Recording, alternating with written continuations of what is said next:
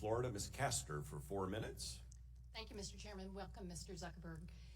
For all of the benefits that Facebook has provided in building communities and connecting families, I think a devil's bargain has been struck.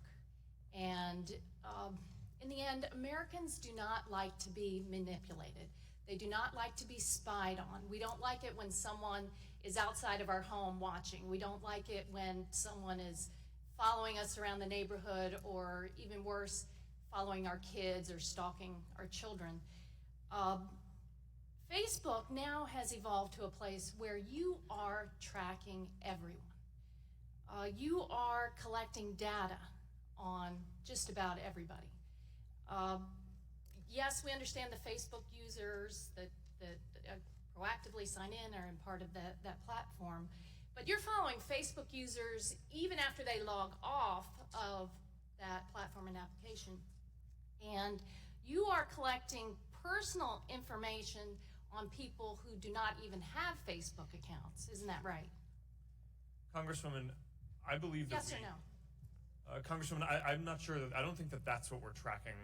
No, you're collecting, you have already acknowledged that you are doing that for security purposes and commercial purposes. So you're collecting data outside of Facebook. When someone goes to a website and it has the Facebook like or share, that data is being collected by Facebook, correct?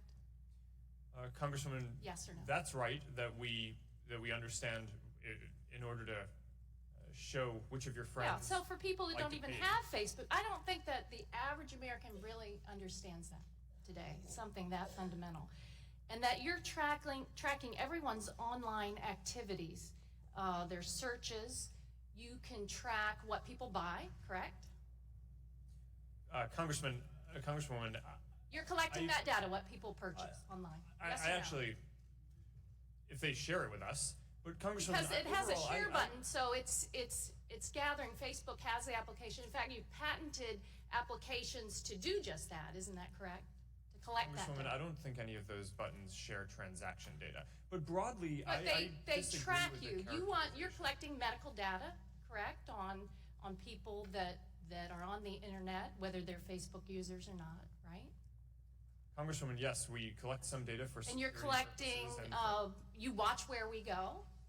Senator Durbin had a funny question yesterday about where you're staying, and you didn't want to share that, but Facebook also gathers that data about where we travel. Isn't that correct?